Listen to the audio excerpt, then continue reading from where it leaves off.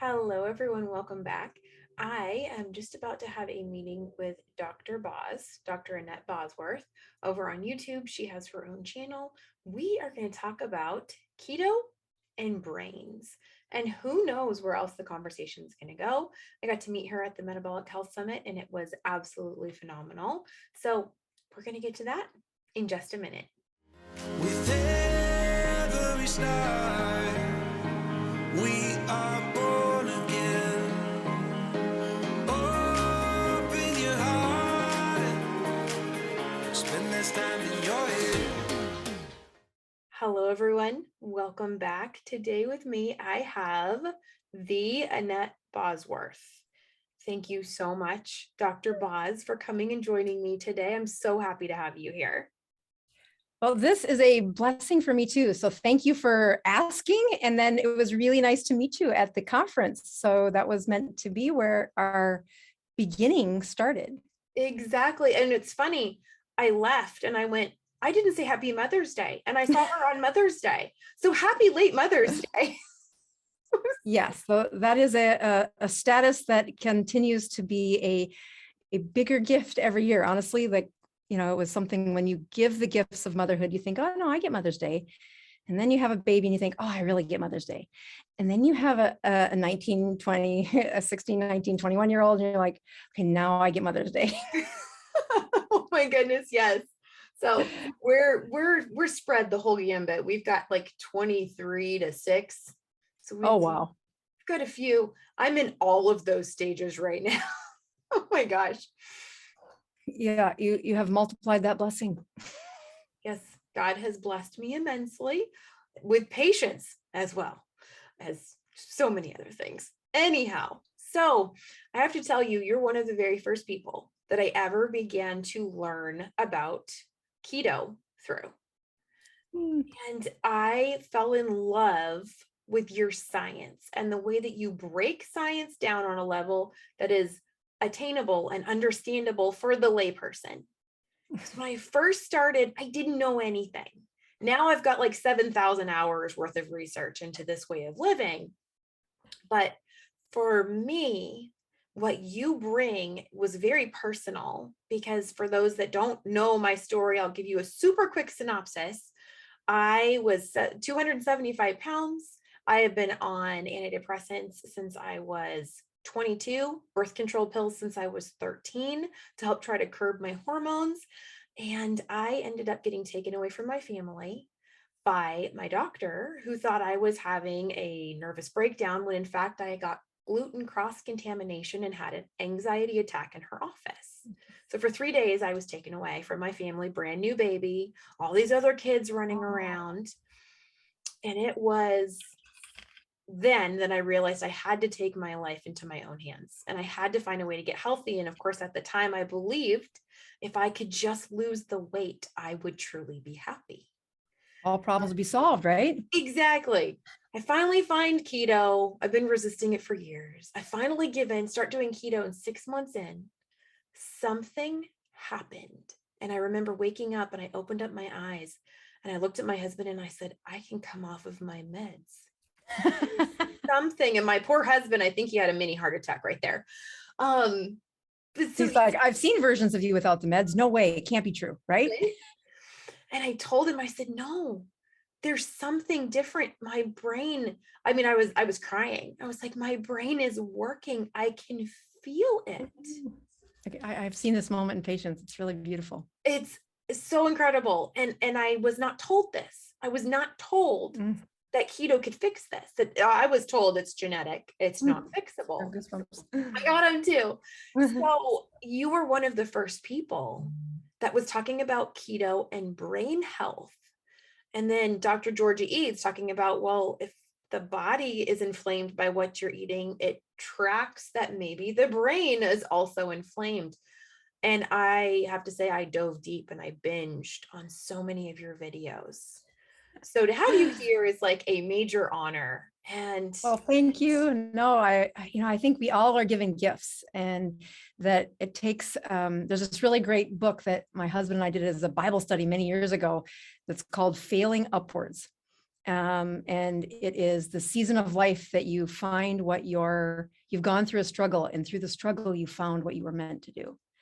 And you're calling. And even if it's not something I was planning on, I've learned, listen to that. And, as my journey has had plenty of its own struggles, that place where I just feel there is a bigger power than me helping teach this. And I just need to keep honoring it and giving the glory to the right person, and saying, truly, there is a major improvement in people's lives with this way of eating. And as a physician who's focused on brains for the better part of 20 years, internal medicine is what I do, but it is always that broken brain that had been the original, like, if I can't fix that, what am I doing the rest for? And which might sound a little fatalist. I'm not in that. That's not what I'm saying. If your diabetes is controlled and my numbers look good for the report, that's so lovely for me. But if you still can't cognate on your own and drive your car to your appointment, what did I do? So I really find that the journey of the education is an advanced neuroscience that's out there, but that's not what my patients want to hear about. They want to know step 1, step 2, and how do I find freedom? How do I give them the hope that, yeah, I've seen this plenty of times. This is not a new story. You won't be the first one, but you are going to have to follow the rules if you want to find reversal of the problem. So, yes. And I kind of fell into that. I want to say, honestly, it's kind of a trap of no, you have to have carbohydrates. If something is not working on your ketogenic diet, then that means you have to come back to carbs. I did it. I tried it. I went with the fruit and the honey, like the real honey, not the corn syrup honey. Oh my word, my mental state went down so fast. It was terrifying. And my husband, he walked out of the room and he goes, "So what's for dinner?" And I lost it. I was like, I am a failure. I don't know what's for dinner. And it's 2:00 in the afternoon. And I went, and he looked at me, he goes, "And we're done. No more carbs.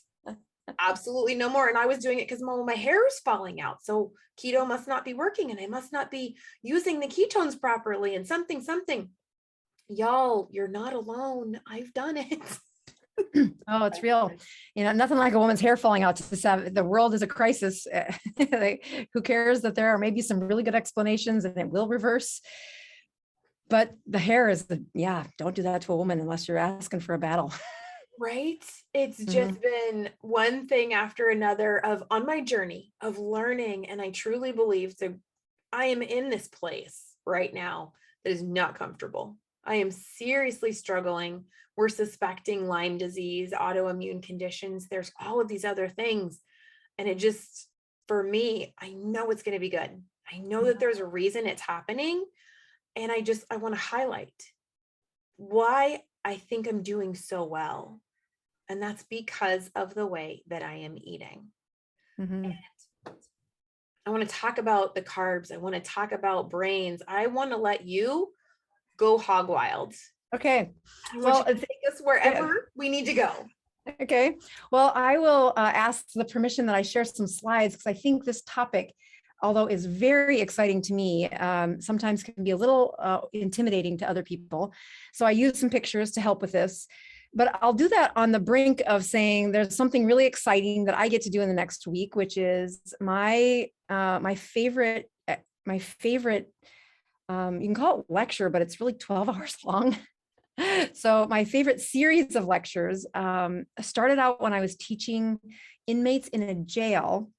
We were waiting for some approval for a labs, so I could order labs and see them as patient and prescribing. And there was this zone where I was going to be in the jail, and we didn't have those things set up yet. And I said, well, nothing like a captive audience. But I didn't mean it that way. I meant it that there are so many problems right in front of me that there is not a prescription that's going to fix this. They need an education. And one of the lectures had nothing to do with brains, but it was one of my favorite moments as an educator, which is what physicians are supposed to do. that moment where I'm teaching about STDs because that was a problem too. And I had them playing a game that they were, whoever won the game, who knew the most information, who guessed the right answer and got this right. And I really put them on teams. So they had to work together to get the right answer. And whoever got the answer had this amazing commodity in jail, which was dark chocolate and coffee. Well, I nearly caused a riot as the final question was about herpes versus HPV. And there was this battle and these people, and it was definitely intense. But the beautiful part was, I know they remembered it because there was such emotion attached to it. And I think as I transferred that topic into what was really the core issue was their brains, where you've got them in jail because they did something impulsive, they did something not wise and then illegal. And most of them had substance abuse plus mental health issues. And then they were hoping that somehow time spent behind bars or eating really crappy food was going to fix it all. And I'm like, yeah, there's so much wrong with the story. So I started this curriculum. I didn't call it that at the first. I was just trying to spend my time more wisely than just waiting around for somebody to get the paperwork done. And I started with a small class of inmates and I built this curriculum. And so the original stories and teachable moments, all connected to a level of emotion or a level of disappointment or a success. And what built into 3 hours, then built into 6 hours. Then I realized I was standing around 6 hours after a workshop, answering about 4 hours worth of questions. Like, I got to just build this into the curriculum. I can't do this. So I eventually got to a 12-hour workshop and the Department of Defense hired me under the counterterrorism unit, where they are looking for people selling drugs, is what it was a big part of. And there was a section of this that is very heavily educating on what does that do to your brain? But it's the foundation of saying, you know how to heal a brain? There are some rules. There are some really important rules of healing a brain that you can't skip. And so the curriculum was, had that foundation, and then it had these really great patient stories, puzzles that I'd try to get the audience to figure out. And then the final question in this workshop is, I asked them to be a city councilman, making the rules for your city. And they are in charge of the rules in a jail where a woman has been arrested over 100 times for alcoholism and has had a consequence of severe brain injury. So now I've got this really advanced patient, and I have this audience. It gives me goosebumps because I'm about to give this course again for the first time since the pandemic. And I must have given it, 12 hours is a lot, but I think I gave it like 15 times over a 2-year period because I kept getting these contracts for Department of Defense. And finally, I just said, I have to multiply me. I can't be away from home that much. And I put it as an online course, but I couldn't. The contract wouldn't let me publish it until the contract was done. And so then I waited, and then the pandemic hit. Anyway, so I haven't actually delivered this in person since the later part of 2019. And I'm so excited because next week, Pella, Iowa, which was one of the places that the Department of Defense led to, this community has quite a struggle with specifically addiction, but they've really done this amazing thing of educating the people in their community. And I'm one of those people. So the online course is available, but I get to be in person. And anybody who shows up in Pella, Iowa on the 2nd or 3rd gets to have this for free because of the sponsorship that they have for this workshop. And of course, that's been, I'm preparing for that and I want to do a good job. And remember, it's been, a couple of years, so I need to kind of make sure I've got everything ready. But every time I review this stuff, I think, oh, this is exactly where people need to find the hope about how to repair a brain. So let me just start with a couple of things here. I'll use the slide deck and let's just make sure. Okay, so let's start with this kind of a brain, because I think this represents what we see in many people, whether they come in from poor sleep, they come in for addiction, they come in for recurrent trauma to their brain. That sense of calling it chronic fatigue syndrome, ADHD, Alzheimer's, Parkinson's, sleep, anger. I mean, the list is abundant when brains don't work right. But Dr. Eads is correct that it has everything to do with what's going on systemically. It's not just calculated inside the, behind the blood-brain barrier. And when you look at improving that function of the brain, there are many layers to making it better. But I think one of the missed steps that many physicians, clinicians of any sort, actually, providers, have missed for years, and I was definitely in the guilty group for many years, is that your brain has two ways that it can be fueled. And as much as glucose was the primary treatment or primary answer when you were in medical school about what fuel does your brain use, yes, glucose is something your brain uses. But when you look at the research, there are clearly two places that a brain gets fuel, and those are glucose and ketones. This gets a little bit sciencey that it shows the glucose goes in one way using one type of GLU transporter, and the that MC transporter is what a ketone uses. Don't mistake that for medium chain triglycerides. It's actually stands for something else. But we have really good research that says, hey, these go into the brain differently. When we have brains that are insulin resistant, or they've been living on carbs for too long, their mechanics for using a ketone are not in shape. They haven't seen a ketone in years. So those parts are kind of sleepy or hibernating or down-regulated. And when we wake them up, we have learned that ketones really do have a place in helping brains resurrect to a better level. And then noticing that when we tried to find how can we prove how long it would take if somebody hasn't seen a ketone in a long time, and we give their brain the access to these ketones, is it going to take a couple of weeks before the brain turns on? Is it going to take a month before it turns on? So they actually set up a trial to say, all right, here are 10 healthy adults. Both glucose and ketones are tagged in the way these images come up. The range of patients was around 35, 20 to 50. And they started them on a very high fat ketogenic diet, 4.5 to 1. The 4.5 is fat. The 1 is protein carbs. So 4.5 to 1 is a very high fat diet. It's something we would use in a seizure patient or maybe even a glioblastoma patient. So this first picture is glucose metabolism, where we're going to look at brains. And on day one, we're going to see, does that brain look like a I can't quite see off to the side of this for some reason, that off to the side is the red. Red means that almost every area that's red is using glucose as the primary fuel. So you could see that 98% of this brain's metabolism on day one was fueled by glucose.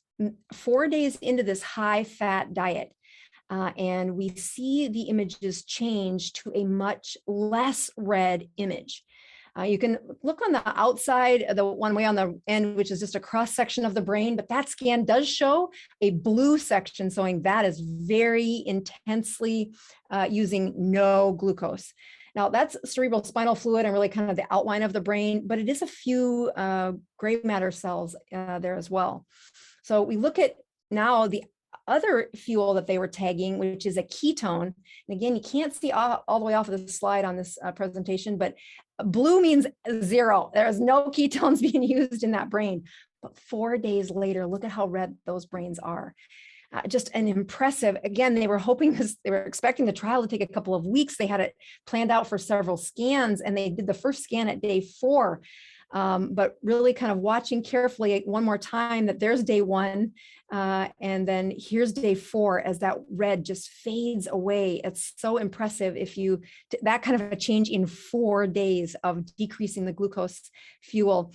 And then again, here's that ketone on day 1, but then it quickly goes to a very vibrant red and yellow by day 4, completely blowing the minds of not only the users in the of the study, but also that when you look at the changes in that one set of scans, there is a powerful improvement in watching a brain that's hungry for fuel. And when I look at people who are insulin resistant, they've struggled with energy and fatigue, and they've got immune system, they've got weight that's come on, they've had babies. I mean, it's almost impossible not to have insulin resistance to some degree while you're pregnant. It's protective for what you're trying to do. And then to undo it means you've got this huge shift that happens after that pregnancy, where every molecule of fat in your body listens to insulin. And some of those molecules are called estrogen and progesterone. And when you look at that shift that's happening right after pregnancy, insulin plays a huge role. And if you can't release some of that fat-based hormones to do what it's supposed to do, you will see a plummet in their brain function. Postpartum can't fix until there is mobilization of that brain or that fat-controlled hormone called estrogen progesterone. They are very valuable in who's going to have the hardest time with a postpartum situation. It's, well, how much, insulin resistance do you have? How close was that glucose tolerance test at the beginning? And then nobody looks at the end because everybody's almost positive. Why would you look? It's just going to be a waste of their money and a bunch of glucose. But the mood cannot fix until that insulin is fixed.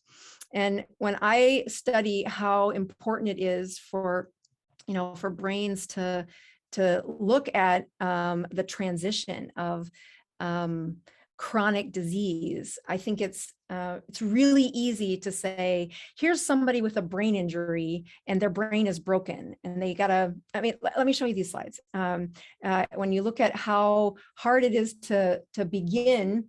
So there's our two happy and lower brains. But when we look at something called a Spec scan doesn't, it looks at function of where is there, you can call it electricity. It's not really electricity, but electrical conduction or neural conduction happening within the brain. So this is a beautiful, perfect, adorable, nothing is wrong. I have brain envy. That's the way it's supposed to look. Normal is possible at all ages, although you will stop believing that when you look at this a little closer. I try to point out where the pink is where the eyeballs are. So that's a brain where we're looking down on it. This one, we're looking at their left side of their brain. This, we're holding the brain up in the air and looking from the bottom side. And there's a tiny little pink there where you can see this is the right side of their brain. When I look at brain activity over time, we know that it does change, that brains do have aging, but this is what our norm looks like in how, when we look at brain scans, we think, oh, this is just normal aging. So there's that beautiful, perfect 30-year-old brain. Again, those eyeballs are right up at the top. We're looking down on their brain, but this wouldn't be remarkable for a 50-year-old. And I like to notice that little dot right there that I'm pointing out, that's the place where you do long division in your brain. It's not really, I'm teaching this for an example, but that little divot there is a place in the brain where the 50-year-old hasn't used long division. They use a calculator because they're normal, but that means that those cells that are in control of that function really aren't awake. And if they go into their 80s and look at the size of the hole, then they've got even a bigger area of the brain that doesn't work. Now, if you push them, they absolutely will figure out how to wake up that area of their brain and provide you the most striking and responsible adult reaction to enough stress or motivation to say, can you wake up those cells? And indeed, the 80-year-old could wake up those cells because they are alive, they just weren't being used. And I think of your depression story and that postpartum as your brain was still waiting for fuel. It was waiting for the insulin to lower. And it can't happen when you are constantly delivering glucose to every cell every minute of the day. And then it becomes every minute of the day and every minute of the night. For teachable points, this is what it looks like to have a stroke. And that isn't fixable. If you did that autopsy, you would see that there's a section of their brain missing. So there are lots of things to say about strokes and ketones and what we're doing with them. But take a guess. What do you think that medical condition is? Alzheimer's? Atta girl. That frontal Actually, this one isn't. I'm so sorry. Almost. It's got a similar pattern, but this is 41-year-old male. I give this lecture in South Dakota, which is where I'm from, although I'm recently moved to Tampa. This was diabetes. Oh my gosh. 41, and they had an A1C that was not terrible. Their doctor said, you're controlled. Your A1C is 7.2. And that's not that bad when you're looking at the world of diabetes. This is another amazing story. And the patient actually died a few years later, 29-year-old female. Take a guess, 29-year-old female. For that, I would say some kind of accident, but yeah, that makes sense, right? I said seizure. It's got to be like electrical storm going nuts in their brain, right? No, this was anorexia with severe iron deficiency. Like, you cannot repair a brain if it's iron deficient. You need the building block. The step one is a little vitamin D and a little iron. You have to have those at the beginning of any repair power. I can prescribe you every prescription under the law, and it will not fix this patient until you give her iron sufficiently and she has vitamin D at a high enough level to help my prescriptions do their job. Again, malnourishment is a very powerful part of helping people feel better. I always talk about the 60-year-old brain and say, which brain do you want? It is a choice. And truly, these are three very commonly known problems. One being Alzheimer's, one being sleep apnea. They're overweight and they have sleep apnea. Another component that is required for brains to function is oxygen. You must not stop breathing at night. And all of those are age 60. That's insanely haunting for a 60-year-old to see that in another person. When you look at why did I start teaching about keto, it was actually a lecture that I heard, or a podcast that I heard between Dom D'Agostino, which you might know. He's one of the grandfathers for researching some of this, but he worked for NASA, for the Navy SEALs. He studied brains. He was very advanced in how he was helping to repair brains and really to improve some very high commodity brains that had been trained to a superhuman level, if you ask me. But he was talking to Tim Ferriss, who, if you know Tim Ferriss's story, he has struggled with depression, but he's also, in times when he's feeling well, incredibly fit. He's very driven. He's got courage and motivation and lots of success. But despite the success, couldn't find the complete erasing of his mental health issues. And that conversation was so powerful because I could hear the protocol I was using in my little clinic in, small town USA. I was using the right medications. I was using the right metrics for nutrition. I was doing the right protocols for getting them to sleep well. I even have a transcranial magnetic stimulator in my office, which is a very expensive machine. I was the only one in the state at the time who had one, to say, no, we can do this for ways that are permanently better. Don't tell them this is not possible to improve from severe depression. And I was getting great outcomes, but it was taking me 1.5 to 2 years to get the kind of outcomes that Dom D'Agostino and his team were getting in like 6 or 8 months. And I thought that can't be true. They can't be that much better than me. How arrogant, right? But I was like, no, what are you doing? And then when I hear the word ketones, I'm like, shut the front door. There's no way that I wouldn't know about this. Because it's not a prescription. This is like physiology book 101. Why don't I know about this? And I chased a rabbit hole about 6 miles deep and really said, oh, step one needs to be ketones. It needs to be ketones any way we can get it in their brain. And yes, if I can put them on a high fat diet and they can tolerate it, but that trial you saw was pretty small, because when you take somebody who's sick, and their brain didn't get sick overnight, they're inflamed, and then you give them a high fat diet, guess what else is inflamed? Their gut. So the absorption gets to be spotty, or they get a whole bunch of diarrhea. They feel terrible. Their gas smells so badly that their husband is sending them back to me saying, whatever you prescribe, put a cork in it, because this is awful. And they really are having fat malabsorption because I'm trying to push fat so high so quickly. And all I care about is getting ketones on for the first 2 or 3 weeks, because you could see 4 days in, and you can see a different fuel in their brain. And I would contend that it didn't take you 6 months to see ketones in your brain, but it probably took 6 months of consistent delivery of ketones in the way you were eating to then repair some of the severe damage that I've seen in patients, and then watch that resurrection. That it doesn't mean, you can get in this space people who say prescription medicines are the antichrist, but really it's that my prescription meds cannot work without some of these basic levels. If you want a system that sleeps well and repairs a brain, you got to start with some of the basic elements, and then my medicines do a great job. And they were never meant, there's nowhere on the label of Prozac that it was supposed to be taken for 30 years. It was supposed to bridge you for a season while life wasn't going well, and then you were supposed to stop it. And that's like not done. The doc writes the prescription, the PHQ is better, they are fine, see you next year, here's your refill. No, that's haunting that was how, and it's still done. And we can have all kinds of reasons why it's done, but the truth is not without a huge price to the patient, for the forefront being your brain really can't afford for you to keep bubble gumming it together with high glucose. Because what was happening when you probably, especially that postpartum, insulin resistance is this, screaming of insulin for sugar to go inside cells. And one of those cells is your brain cells. One of those receptors is the barrier into your brain.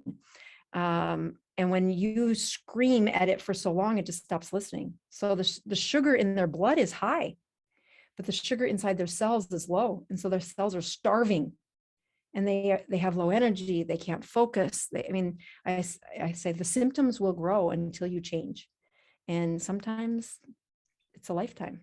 They just don't know this was a change that was an option, or they are truly in love with their carbohydrates. I've seen that plenty of times. To say it didn't take your brain 6 months to learn how to use a ketone, but the injury can be that profound. They don't have an exit strategy to say, well, how can I possibly stop doing what I'm doing? This is how I get through every day. Yes, that's exactly. I was told it's my genetics. This is just the roll of the dice. You can't fix this. And, it's as good as you, but with our medications, I was on 3 different antidepressant medications and anti-anxiety medications. And I had Xanax and I had Valium for emergencies. And I remember feeling like this is as good as it gets. This is not life. That's real. Never in a million years did I think my diet. Right. One of the hardest parts to, so there's another story inside that 12 hours that has to do with Valium and Xanax. And it is that we built those pills. And we built them from a story. In the 1950s, there was a son of an alcoholic who didn't like he said, if my parents, I don't remember if it was father or mother, just wouldn't go get alcohol, if we could just give them the chemical and get them out of the habit of going to get alcohol, they will be fine. And they did this trial based on the alcohol in a pill. And they put the alcohol in the pill, and oh my God, everybody stopped drinking. It was, doc, I've never felt so good. This is how I was meant to feel. This is so wonderful. Life is great. And in the background, unbeknownst to the patient, they were being tapered. And everyone had a different tipping point where they went back to drinking, but they all, as you lowered that benzodiazepine, they went back to a different tipping point. That when we designed those pills, and by we, I collectively mean the world of science and trying to help patients, the good intentions pave the way right down to hell. If we wanted the pill to last for 5 days, we called it Librium. If we wanted that booze pill to last for 3 days, we called it Valium. If we wanted it to last for 2 days, we called it Klonopin. And if we want it to last for less than a day, it's called Xanax or Ativan. And those booze in a pill, they fit into the same receptors. It was designed to do that. I have a picture of a magazine. One of the first commercials for Xanax said, it's like a shot of sherry. I'm like, it is indeed. Except I can calculate the shot of sherry a hell of a lot better than I can your Xanax. And after about 5 years, 6 years, it might even have been a little longer than that, probably about 10 years. Oh, yeah, I know. It was 10 years after these had been FDA approved. the FDA comes out with a warning and says, do you know how when you have those chronic alcoholics whose brains get smaller over time and they have atrophy? Well, it turns out we're seeing that exact same thing with this booze in a pill stuff called benzodiazepines. And on the FDA approved labels since the 1970s. That's like I was born in 71. So before I was born, the label has said it is not intended for long-term use. There is harm done. It is very addictive to do this. But I will tell you, it fixes anxiety as well as a shot of sherry. And if you need a little more, you need it to last a little longer, here, it gets you out of I mean, I took my first practice, I took over for an elder male in Utah. And oh my word, everyone was depressed and they all were using multiple benzodiazepines. And it was not all, but there was just, I couldn't believe it. I was like, there's rules against this, people. And, you say, oh, you whippersnapper, you're new to medicine. You don't know what you're talking about. I'm like, well, you should disclose to them what it's doing to their brain. Well, then I had ladies all in a tizzy, and this was, I got written up a few times because it was part of a company, and I'm a little bit of on my wedding cake.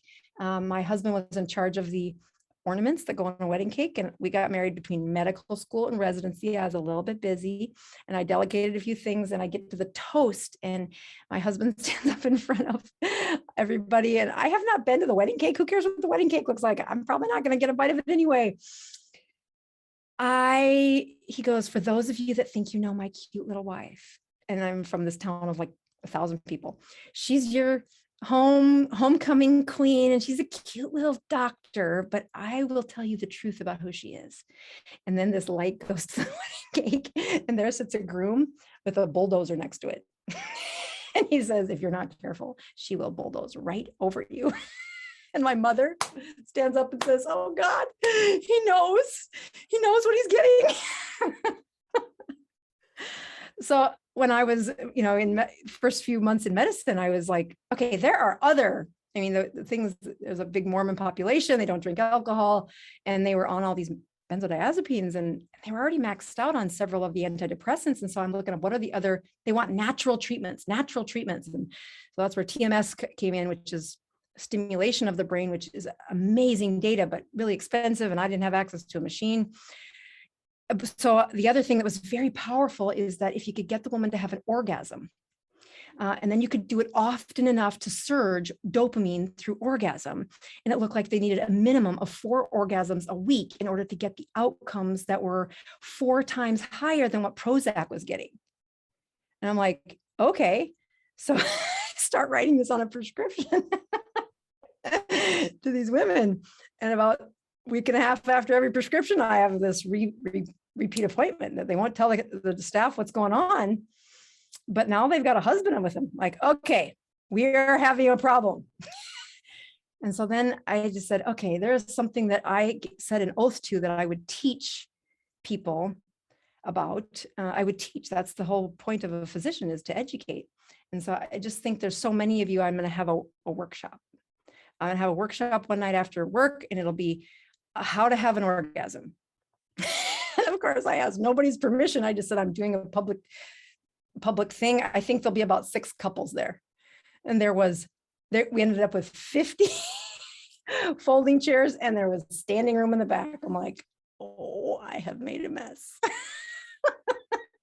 But it's just another answer to say the brain has some rules, and you should be at least aware of other options besides pummeling it with benzodiazepines and opiates and marijuana and some of the other substances that you will find society will offer you. But there is very good evidence that it doesn't help you long term. And in fact, it's very addictive, and there's other options. I was never told. I was on both. I was on Xanax and Valium. I was on both of them, and I was never told any of that at all. Oh my gosh. Oh my gosh. Okay. You should take this brains course. You should come meet me in Pella next week, because that is that's just one of the stories where you say, no, I can't undo it. You can undo it. There's some rules, and it starts with ketones, but I mean, the other sign that you are suffering with, which is a chronic infection, of chronic low-grade infection. I mean, there's lots of doctors who are, smarter than me, who continue to say this chronic Lyme disease is difficult. It's hard. I can tell you the things that weave through it are they have to have recorded deep sleep in order to heal their bodies.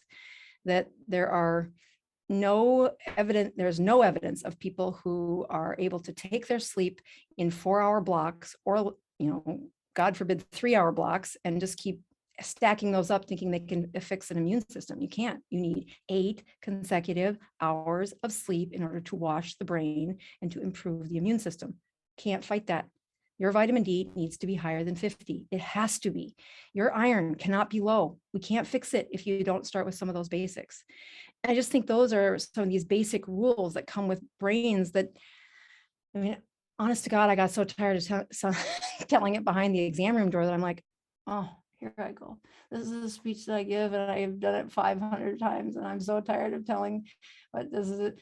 So then you put it in front of an audience, and you put it on an online course, and you say, go teach this to your youth group.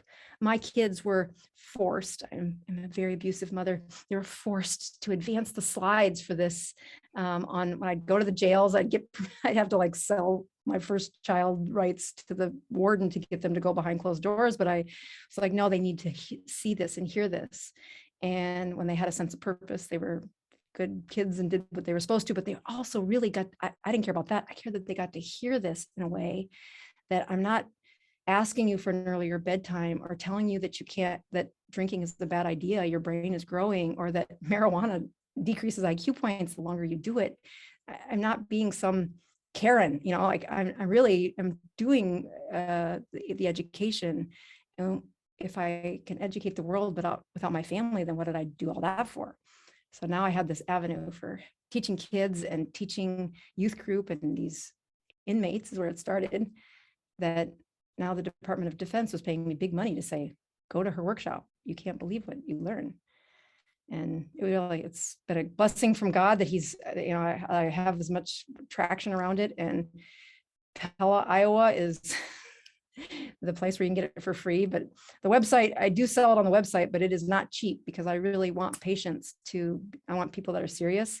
There's a lot of pushback of when you start beating up on benzodiazepines and, saying, here's the evidence. I don't put it out there, especially this one comes with continuing education, that it's got all the sightings of, no, here's the research that says this isn't fake news, this isn't exaggerated, these are the basic rules of how do you heal a brain. And I'm happy to say that I've got 2 kids in college and one that's in high school, and I pray every day that they don't get tempted into the world of saying, well, what does that life look like? What does it feel like? And temptations are real, but I think the education has been very powerful at least keeping it something they consider before they do what teenagers do, which are the opposite of what parents want you to do. That's like the definition of a teenager, isn't it? Always. They excel at that. But oh my gosh, there's so much in what you just said that is just screaming at me. And it's like, so I'm going to ask a very basic question then. Mm-hmm. This should relieve a lot of confusion for anybody. Is there any reason that you should add carbs back in? If you find relief and you find you're off your medications and you're healing and all of this, any reason? Right. So I have an online course that I'm trying to build, because I get these types of questions where, should I have carbs? Should I have carbs? I'm like, well, look at your numbers. And if your numbers are doing what they're supposed to, then carry on, especially if you feel good. But so first of all, you have a brain injury how long ago was the deepest depression for you? So I was suicidal at 13. Oh, wow. So a young injury. I talk about that being a really critical part of the history. So it was like between 13 and 17 was when I started really starting to talk about suicide. I never made an attempt, but I'd always wake up in the morning. I hope I get in an accident today. I hope something bad happens. Yeah. Oh, that's real. So I've heard these stories. So that was my teenage years. And then at 22, I had my second child. And that's when the postpartum hit really, really, really hard. And of course, I'm off the birth control pills because I'm having babies. Right. It's my second one. And then that's when I went on the medications, and I was on medications from the time I was 22 up until 30. So it was like 15 years, about 15 years I was on medications. Wow. I mean, it's a very powerful and common story, but you look at the initiation of that injury, and I mean that you had a blunted development because of depression. When these young girls have anxiety, and moms are like, give them a little of that Xanax. I'm like, no, I'm going to show you what that does to their brain. The reason that does that is we go through in this course, and it's powerful to look at it. When I look at a way to heal that, it is you got to deliver some ketones to the brain. So when people say, can I have carbs? I'm like, I don't know. Eat your carbs and then see if you still got ketones around. And if you don't, and if your brain's working perfectly and has been for a year and a half, then try it, see what happens. But if you have had a severe injury like that, I am at a 5-year interval saying I need ketones in circulation 5 years after feeling well. And it is because how much of this is linked to that injury is remembered. That injury it's the scar. That if you want to keep that at bay, and you fall off the wagon, for heaven's sakes, drink the dang ketones. I don't care how you get them back to your brain. That process of the step backwards, it is a quick waterfall back to where they've been, because of that cellular memory. And it's awful. They've done well. They're doing great. They do things like stop their meds, and I want them off their meds, but it comes with this responsibility that says, okay, then you got to keep the fuel around. And when they say, can I add back carbs? I'm like, I don't know, take those carbs, and in an hour, look at your ketones. The next morning, look at your ketones. And most of my patients with insulin resistance or these chronic brain injuries, well, they are undoing, and it takes a long time. I mean, look at how long that injury took to build. And now they're 3 years feeling better, the weight's off, and they feel awesome, and say, well, can't I just go back? I'm like, I'm glad you're feeling better. But there is a consequence when you start adding back that inflammatory milieu. It's you've heard of cytokine storm there are cytokines that are responsible for this inflammation in their brain, for the tinnitus in their ears, for the macular degeneration in the back of their eyes. And some of these, they get them and you cannot undo. Depression happens to be, especially if we get it in a youthful time, that we can restore their life. And that is, well, that's what we all went to medical school for. And it seems to be this place where an awakening that once they feel well, I have that conversation with them. I tell them, bring me your numbers. And usually I don't have to see them because they do it. They feel like crap. And they're like, all right, maybe she's right. Mine was 5 days. I mean, it was 5 days and it plummeted so fast. And I was at 60 grams of carbs a day. Yeah, which is nothing. I mean, nothing. That's still low carb technically. Right. I mean, especially you look at that. I mean, I've seen a few patients with the honey dance. They get hypnotized by, sounds like must be great if it comes out of the butt of a honey. I'm like, I don't know where you got that idea, but okay. Come on.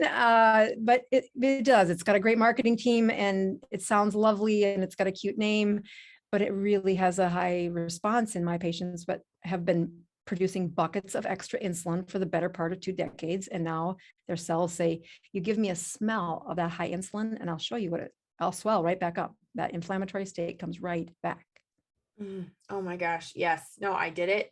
I finally told everyone, my viewers, my family, I said, I will go bald before I go back to carbs. If my hair is going to fall out because I'm not eating carbs, then I guess I'm going to be bald and I'm going to be beautiful, but I am going to be sane. Well, I won't give you any medical advice, but if it was my hair falling out, first of all, I have a little short that just goes through the science. I think I have a short and a real one video out there. So if you haven't seen those, that's the real truth behind what's happening with this hair fallout stuff.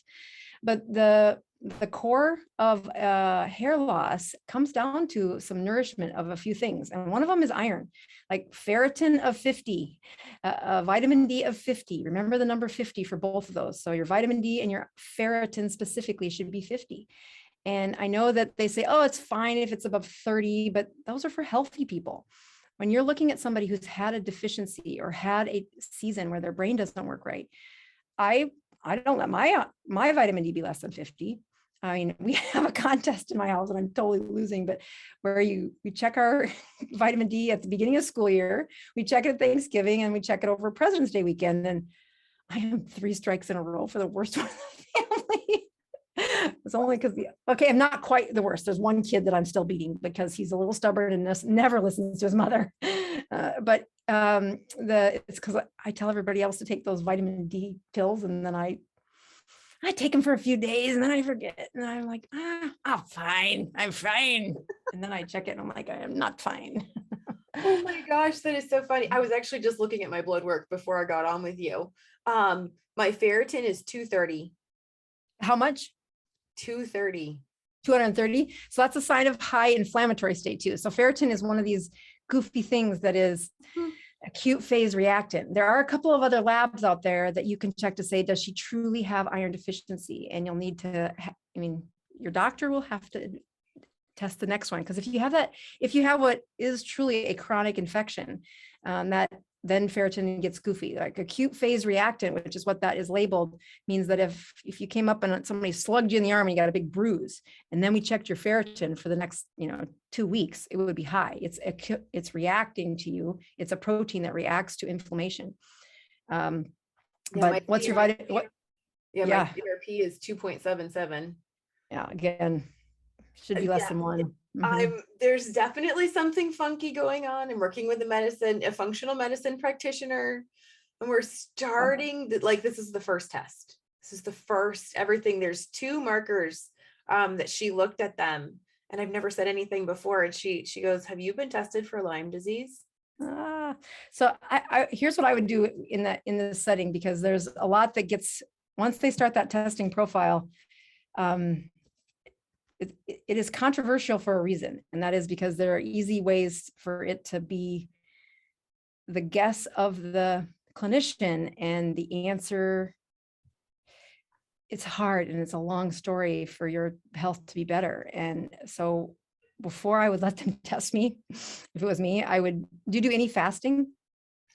I am a chronic undereater. Mm-hmm. And once I start fasting, I get to a point where I just stop eating. I just got myself back up to like 1,800 to 2,000 calories a day. And it took me about 8 months to get there. So I'm thinking now that I'm where I should be calorically, I'm thinking about shifting my eating window to where I wake up, I eat breakfast, I drink my coffee, I have lunch, and then I'm done. Right. All the way back through. I'd put a can of sardines in one of those meals. I just, even if you don't like them, figure it out. Pellets are adaptable, and the highest nutrient density and the low response of insulin when you eat sardines, and there's no prescription. You don't need me. It is real, but they consistently eat sardines because what I would push you to do is really get your Dr. Boz ratio first thing in the morning. Dr. Boz ratio, that's glucose divided by ketones, under 40 every day for at least a month. And whatever it takes for you to reach that is where their immune system really does improve. And most of my patients that do it, they eat in between. They have a window that they have taken down and they put to whatever fits their life, but it's usually around 4 hours. And we don't like the 4 hours to be in the dark hours. We like them to be in the sun hours. So sometimes that's possible, sometimes it's not, but they have much faster results if they put those eating hours in the daylight hours. And then they do at least a 48-hour fast every week. 72 if they're psychologically and emotionally and supportively able to do that. But you want to see the fastest repair, you get that number down. You get the ketones high and the glucose down, and the amount of cost and I don't mean money, I mean your life that you will derail being teased. Is it Lyme's disease? Is it chronic fatigue? Is it? And there's these things, and I've had all of them on the list of their medical problems. But even the chronic Lyme's disease went away when their immune system was. My treatments worked when I I mean, prescriptions don't work very well when the immune system is fighting you.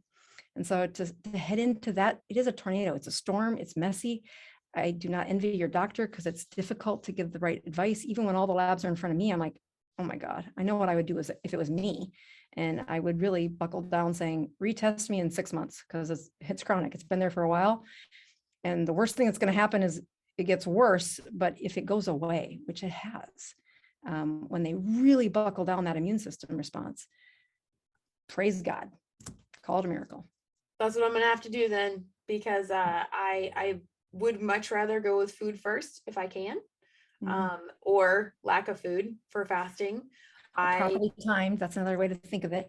Yes, exactly. I would rather do it that way. And I find myself constantly going, how can I tweak my diet? How can I do it to fix it? So now I know that the answer to all life is a can of sardines. My staff says we need to get hashtag sardine t-shirts made because that's like your answer for everything. I'm like, no, but it's a really good bridge between here and there. Oh my gosh, I love it. I can actually handle sardines if I eat them with melted butter and lemon. Perfect. If I mash it all up together and like warm it up, then I can handle that. Yeah. So, okay. Yeah. We were talking about, my husband and I were just talking about it this morning about shifting my eating window because I never get enough nutrition in. And so what do? I eat at 9 o'clock at night, and I'm like, this is not working. I know this is not working and I have to stop.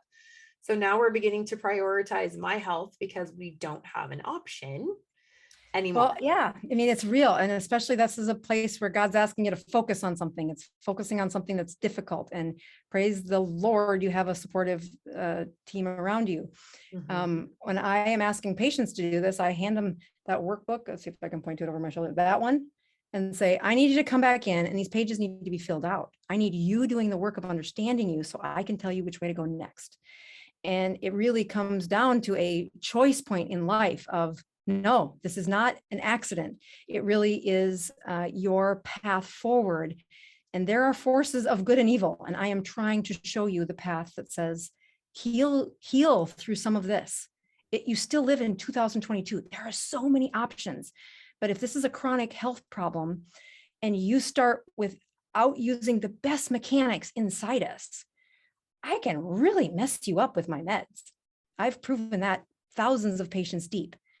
But if you start with the best mechanics, and I get to sprinkle on 21st century magic called prescriptions, that's a beautiful gift. Yeah, no, I'm actually terrified about the meds. I don't want the meds. So, supplements, I understand that sometimes there's a place, like you said, if the iron isn't right, if the vitamin D isn't right, it's not going to work no matter what you do. Right. So my vitamin D with supplementation is 87. Amen. Good job. That's really good.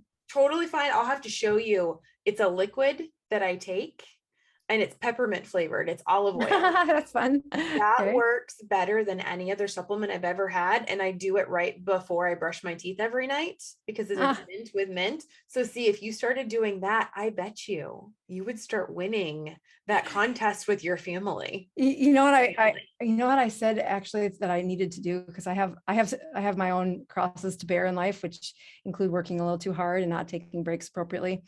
I get great sleep, but I go like a bat out of hell every day. That needs to stop, and it's not healthy. And so I live in this place called Florida now, where there's a sunshine out, and I have to go for a walk every day during sunlight hours, like not from the car to the house when I get home at night. And just noticing that the first few times I got a sunburn just being out for a few minutes. That's so embarrassing, but it's just a sign that so I started this August, which will be the next contest by the family. I am still not great at taking my pills, but I'm a lot better. And I go out for my walk. I mean, that's another great way for vitamin D to be replaced. You just have to have the skin touch the sun. So you cannot be in South Dakota Carhartts all winter and think you're going to get your vitamin D. It doesn't work. Yeah, I'm in Wisconsin. Yeah, same thing. I've sent more people to a tanning bed, which is completely, like in some places it's against the law, But my dad was a very good example of incredibly low vitamin D. Like you can decrease IQ points if your vitamin D is under 20. And I was giving the highest 50,000 unit prescription strength medication. And I was doing it every week for 16 weeks straight. And we got it from like 19 to 26. And he was absolutely compliant. Mother watched him swallow. It was just awful. His inflammation was so high, he could not absorb it. And then I said, all right, Dad, don't tell anybody this, but I want you to go up to the little beauty place in our town of 800 people, and they have a tanning bed and they have UVB lights, which you need. That's where vitamin D comes. I need you to lay in that bed in your birthday suit for 3 minutes. And he's like, I'm like, just do it. And so then he got to 4 minutes, and he did it 2 times a week for 4 minutes. And he would complain that it took him longer to get his clothes off than I lay in that dang bed. And those ladies are chirping and wonder why I'm going to a tanning bed. And he burned he didn't mean to, but for 3 minutes, he even burned a little the first couple of times, and then he didn't. And at the end of those 12 weeks, his vitamin D was 89. Oh my gosh. That's amazing. Yeah. You're like, oh, sun has a lot to do with this. Oh, UVB rays are important. And this is an old man that I absolutely, his doctor said, you're overdosing. He realized, well, I stopped the pill 12 weeks ago. He's like, what are you doing? And he said, well, tanning bed. I don't really want to tell you. Right. You're like, oh, then they'll say something like skin cancer. I'm like, are you kidding? We got 4 minutes twice a week, buddy. That is not skin cancer producing. No, it's not, especially not if you're slathering on the sunscreen lotion on top of it, and we won't go there. Yeah. My gosh. So what's funny, when I was in my 20s, I think it was my late 20s, I was severely vitamin D deficient. I had a vitamin D level of 11. Mm-hmm. I lost 2 inches in 6 months. Oh no. I went from 5'8" to 5'6" in 6 months. And my doctors were like, oh, you're 5'6". And I was like, no, I'm not. And they said, yeah, honey, you're 5'6". And I was like, no, measure me again. Measured me again a couple of times. I was 5'6", and I said, go back and look at my records. This was in the military. My ex-husband was in the Air Force. So, they have all these records. So I'm like, go back and look. They go back and look. 5'8", 5'8", 5'8", 5'9", 5'8". And they went, oh, what is this? I figured out later it was, that's when I figured out I was gluten intolerant. But the severe vitamin D deficiency, I'm happy to report that at the age of 41, I've regained 1.5 inches. Oh, wow. That's cool. I'm 5'7.5". I almost made it back up to where I was. Well, I think that's pretty remarkable. That's really great. Oh my goodness. So, well, thank you so much for coming on today. We have talked about so many things, so many very interesting things. Y'all are going to have to rewatch this a couple of times. I mean, honestly, to catch it all. So please tell me, where can people find you, and tell us about the event that's coming up in Iowa and anything else you want anyone to know. Right. Well, I'll say I'm on the speaking circuit right now, which is the speaking season is what I've told people. Don't add any patients right now, because I'm out of town too much. The Pella, Iowa is next week. That is this free event. It's not my event. So I have a place on my YouTube channel that shows up where you can click the little link and sign up. They just want you to know that you're coming, that there's no charge to be there. But after that, I will be in Austin, Texas for Keto Con. And that is a very fun, I've never been to this one, but I've wanted to go for the last several of them.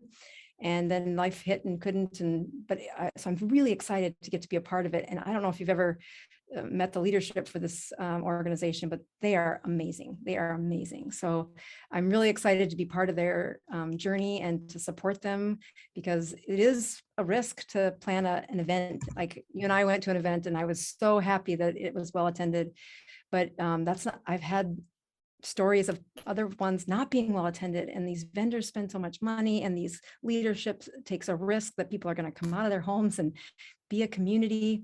So I really want them to have all the success in the world. I think they do great work at advancing the companies and the minds that are taking risks for this this world of keto. And the final one of the season that I've said yes to anyway is Keto Orlando Summit.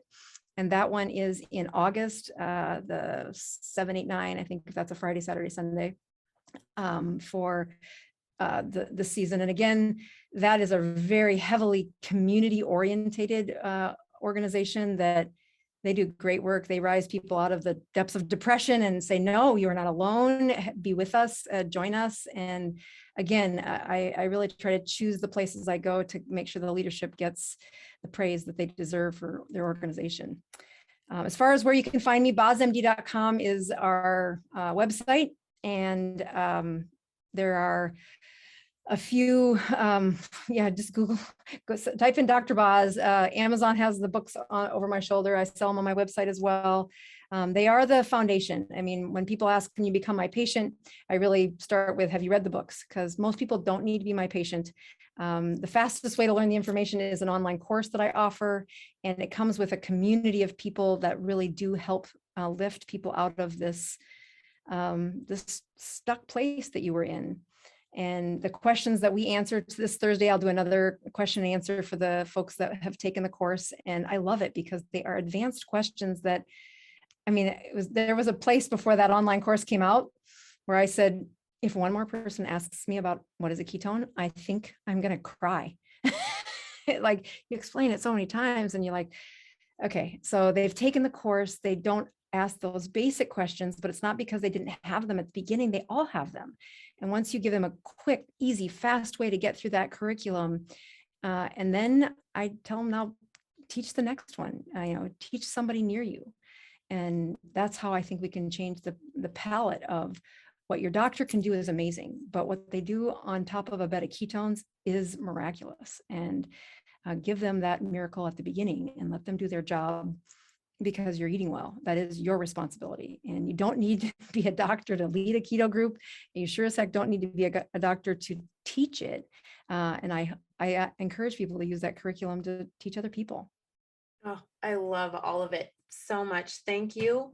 I am so glad that we were able to fit this in today. I will link everything down below. So if anyone wants to reach out to you or read your books, I'll link them in my Amazon store. I will link everything down below so that you guys can go and check her out. Thank you. Thank you. Thank you. so Thank you. much. No, I really appreciate it. And I appreciate just how much you're leading from your pain. Those are the stories that do capture. And we need that. We need you to tell your story, and you need to be in that space that says, yes, it's a vulnerable moment, but those are the only moments that count anyway, is when you're truly sharing, this is what happened. This is where I'm at.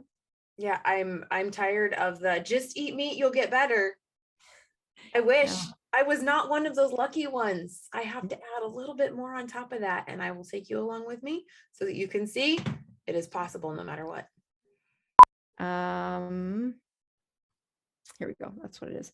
So don't look at the title of it. Just look at that picture. You can see the picture. I can see the black box. It says Dr. Boz has started sharing screen. You can't, your screen sharing is paused. Okay, so how do I fix that? Oh, resume share. Okay, oh, here. Now, if I push play, does that work? I don't know. Stop sharing. Hold on. I must have pushed the wrong button here. Let's try it again. Hold shift to share multiple screens, but I don't want to do that. Your screen sharing is paused. I wonder why it's paused. Resume share. Huh. We'll do one more time and see if I push shift and that might do it. Desktop here and just see if that works. Okay, that worked. Yes. Yep, I can see it. It's perfect. Okay, perfect. Okay, so escape. Here we go. Escape. Go back to here. So we can cut this part out. Yes, Okay, I have again. magic editing. It's fantastic.